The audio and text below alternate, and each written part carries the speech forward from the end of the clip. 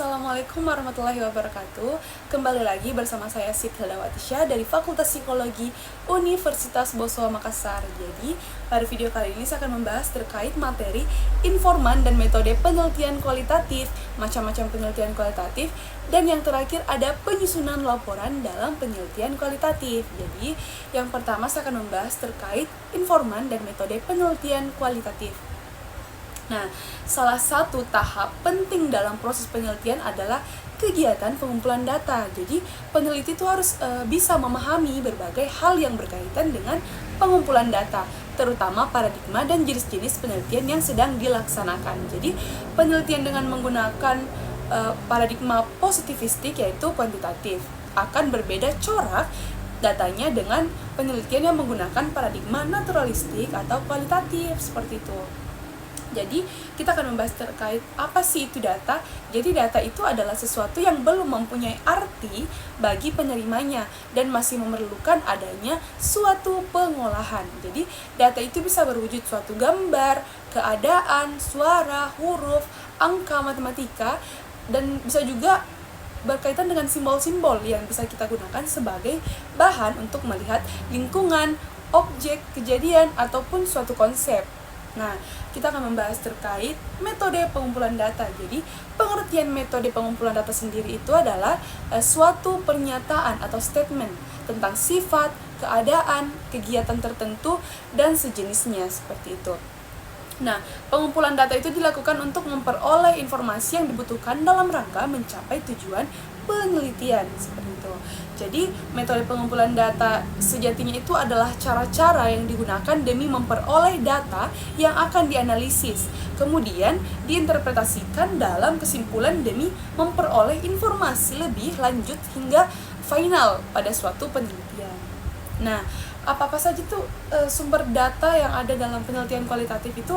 Nah, jenis sumber data dalam data terutama dalam penelitian kualitatif itu dapat diklasifikasikan beberapa. Yang pertama itu ada narasumber. Nah, narasumber sendiri itu merupakan sumber data yang disebut sebagai responden, yaitu orang atau sejumlah orang yang memberikan respon atau tanggapan terhadap apa yang diminta atau ditentukan oleh peneliti, seperti itu. Nah, posisi narasumber sendiri itu dalam penelitian kualitatif itu sangat penting. Dia tuh bukan hanya sekedar memberi respon, melainkan juga sebagai pemilik informasi seperti itu. Nah, yang kedua ada peristiwa atau aktivitas. Jadi, data atau informasi juga itu dapat diperoleh melalui pengamatan terhadap peristiwa atau aktivitas yang berkaitan dengan permasalahan penelitian. Nah, melalui peristiwa itu atau aktivitas ini, peneliti itu dapat melihat secara langsung. Jadi, pengamatan peristiwa ini menjadikan data peneliti lebih bersifat konkret karena peneliti itu dapat langsung melalui atau ikut serta dalam peristiwa tersebut. Nah, yang ketiga ada tempat dan lokasi. Jadi, informasi itu mengenai kondisi dan lokasi peristiwa atau aktivitas yang dilakukan bisa digali melalui sumber lokasinya, baik yang merupakan tempat ataupun lingkungannya seperti itu. Nah, yang terakhir itu ada dokumen atau arsip. Jadi, dokumen itu merupakan bahan tertulis atau benda yang berkaitan dengan suatu peristiwa atau aktivitas tertentu. Jadi, dokumen ini bisa berupa rekaman atau dokumen tertulis seperti arsip, database, surat-surat, rekaman, atau gambar benda-benda peninggalan yang berkaitan dengan suatu peristiwa. Nah, next saya akan membahas terkait teknik sampling. Teknik sampling sendiri itu merupakan teknik yang sering digunakan dalam penelitian kualitatif adalah purposive sampling dan snowball sampling. Jadi, purposive sampling sendiri itu merupakan teknik pengambilan sampel sumber data dengan pertimbangan tertentu. Jadi, misalnya orang tersebut itu dianggap paling tahu tentang apa yang kita harapkan sebagai peneliti. Nah, sedangkan snowball sendiri itu adalah teknik pengambilan sampel sumber data yang ada jumlahnya itu sedikit. Jadi lama-lama itu menjadi besar seperti itu. Hal ini dilakukan karena dari jumlah sumber data itu yang sedikit belum mampu memberikan data yang lengkap, maka mencari orang lain lagi yang dapat digunakan sebagai sumber data seperti itu. Next, saya akan membahas terkait macam-macam penelitian kualitatif. Nah, jadi penelitian kualitatif itu bertujuan untuk memahami fenomena sosial dari sudut pandang orang yang terlibat di dalamnya. Jadi metode ini lebih menekankan pada eksplorasi, interpretasi, dan pemahaman yang mendalam dibandingkan dengan penelitian kuantitatif yang bersifat lebih terukur seperti itu. Nah, adapun macam-macam penelitian kualitatif, yang pertama ada grounded theory. Nah, grounded theory ini bertujuan untuk mengembangkan teori baru yang berakar langsung dari data yang dikumpulkan di lapangan. Nah, prosesnya itu data dikumpulkan melalui wawancara, observasi, dan dokumen, lalu diinterpretasi untuk menemukan pola dan konsepnya.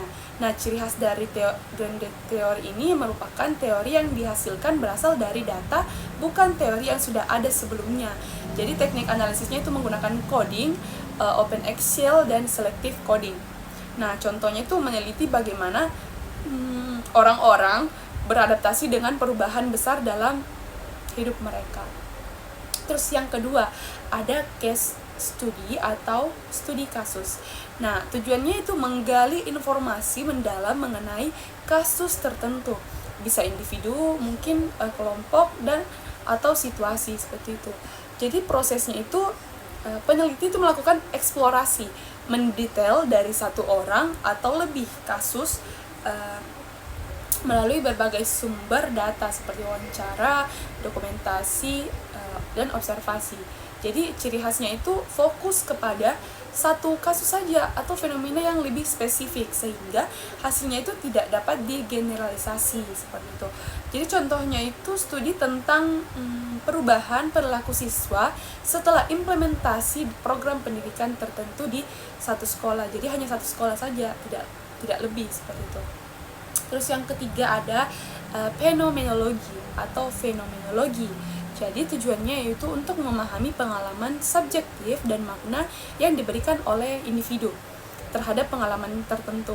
Nah, prosesnya itu mengumpulkan cerita dan pengalaman hidup langsung nih dari partisipan melalui wawancara yang mendalam.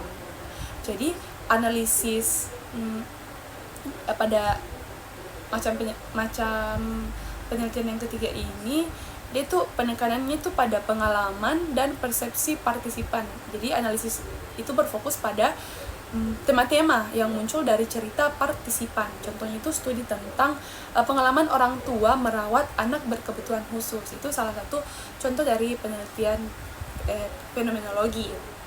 Terus yang keempat ada etnografi. Jadi tujuannya itu untuk mempelajari terkait budaya atau kelompok sosial tertentu dalam konteks alamiah mereka. Jadi prosesnya itu peneliti ini menghabiskan nih waktu lama di lapangan. Dia tuh berinteraksi dengan anggota kelompok dan mengumpulkan data melalui observasi partisipan.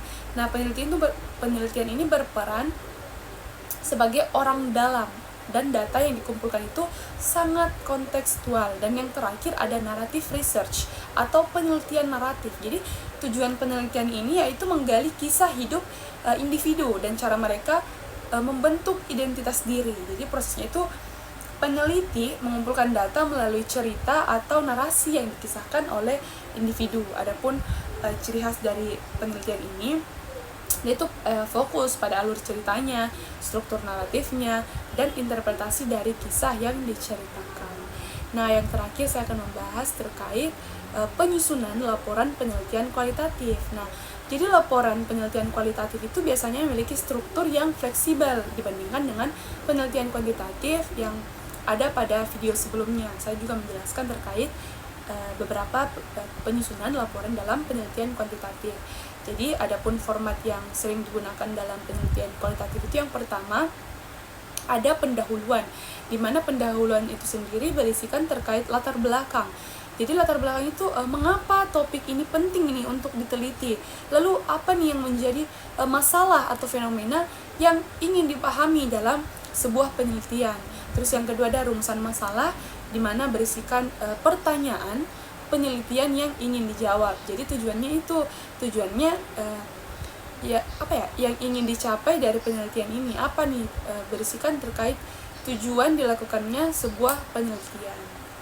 Nah, yang terakhir ada signifikansi penelitian. Jadi signifikansi penelitian itu berisikan terkait mengapa penelitian ini penting, siapa yang akan mendapatkan manfaat dari hasil penelitian ini. Jadi tentunya kita harus memikirkan juga signifikansi dari penelitian ini.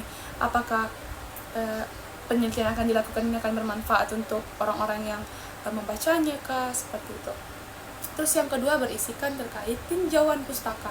Jadi tinjauan pustaka itu menyajikan teori-teori, konsep, dan hasil penelitian sebelumnya yang relevan dengan topik penelitian. Yang ketiga ada metode penelitian. Nah, yang pertama mencakup terkait desain penelitian. Jadi desain penelitian ini berisikan jenis penelitian kualitatif yang dipilih, seperti yang tadi ada grounded theory, case study, atau lain sebagainya. Terus yang kedua ada partisipan. Nah, partisipan itu siapa saja nih yang terlibat dalam penelitian ini dan bagaimana mereka bisa dipilih dalam penelitian ini.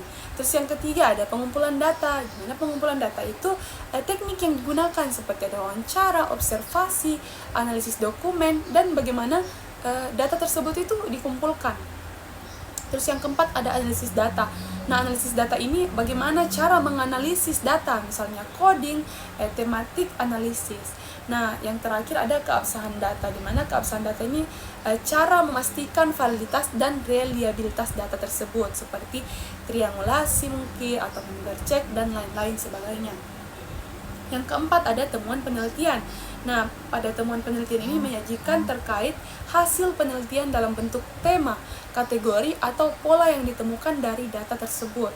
Terus pada temuan penelitian ini dapat disertai kutipan langsung dari partisipan untuk mendukung suatu temuan dalam penelitian ini. Terus yang kelima masuk ke dalam pembahasan. Nah, pembahasan ini menghubungkan temuan dengan teori yang ada dan menilai apakah temuan ini mendukung atau bertentangan dengan penelitian sebelumnya. Nah, pada pembahasan ini juga membahas terkait implikasi praktis dan teoritis dari penelitian tersebut. Nah, yang keenam ada kesimpulan dan rekomendasi. Nah, pada tahap keenam ini kesimpulan itu merupakan ringkasan dari temuan utama penelitian dari awal sampai akhir. Nah, yang kedua itu ada rekomendasi, di mana rekomendasi itu saran untuk penelitian selanjutnya atau tindakan yang dapat diambil berdasarkan dari hasil penelitian. Jadi, ketika dia membaca hasil laporan kita itu, mungkin dia bisa mengambil tindakan yang dapat dia mengambil referensi dari laporan kita, seperti itu. Terus yang ketujuh ada daftar pustaka. Nah, daftar pustaka itu memuat semua sumber yang dirujuk dalam penelitian, entah dari buku, artikel, jurnal, dan lain-lain sebagainya. Nah, yang terakhir ada lampiran. Nah, lampiran juga ini jika ada lampiran bisa dimasukkan, jika tidak ada tidak usah, seperti itu. Jadi lampiran itu termasuk transkrip wawancara kah, transkrip instrumen penelitian kah, atau dokumen pendukung lainnya yang digunakan atau yang dibawa pada saat melakukan sebuah penelitian. Nah, dengan pendekatan yang komprehensif ini, penelitian kualitatif itu dapat memberikan wawasan mendalam yang tidak bisa diungkapkan oleh penelitian kuantitatif. Nah, itulah salah satu kelebihan dari penelitian kualitatif. Dia tuh lebih mendalam dibandingkan dengan penelitian kuantitatif. Mungkin hanya itu yang bisa saya sampaikan pada video kali ini. Semoga apa yang saya sampaikan pada video kali ini bisa bermanfaat untuk orang-orang yang telah menontonnya sampai akhir. Sekian dari saya Siti Heldawati Syah pamit undur diri. Saya mengucapkan banyak terima kasih untuk teman-teman yang selalu setia menonton video-video saya. Sekian dari saya. Wassalamualaikum warahmatullahi wabarakatuh. Bye-bye.